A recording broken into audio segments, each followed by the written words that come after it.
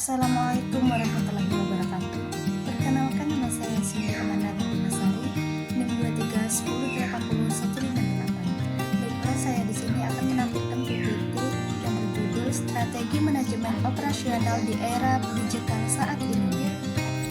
Pengenalan manajemen.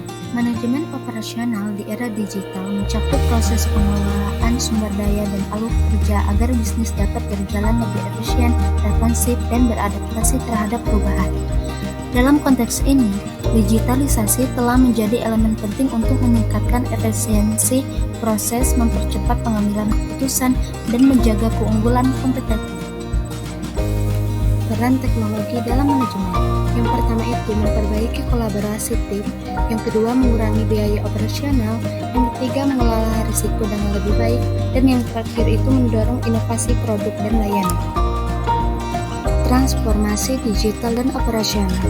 Integrasi teknologi digital ke dalam setiap aspek aktivitas operasional dalam operasional bisnis merupakan proses yang secara mendasar mengubah cara bisnis beroperasi dan memberikan nilai kepada pelanggan. Dengan bertransformasi, perusahaan dapat lebih responsif terhadap perubahan pasar, meningkatkan efisiensi proses, dan terus berinovasi. Bisnis dapat menjalankan operasi yang lebih ramping, cepat, dan fleksibel dengan menerapkan teknologi digital seperti perangkat lunak, manajemen, dan sistem pelacakan waktu nyata. Manajemen risiko dengan teknologi.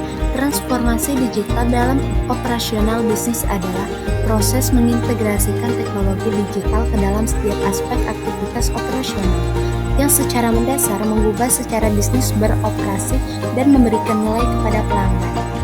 Perusahaan dapat menjadi lebih responsif terhadap perubahan pasar, meningkatkan efisiensi proses, dan terus berinovasi melalui transformasi ini.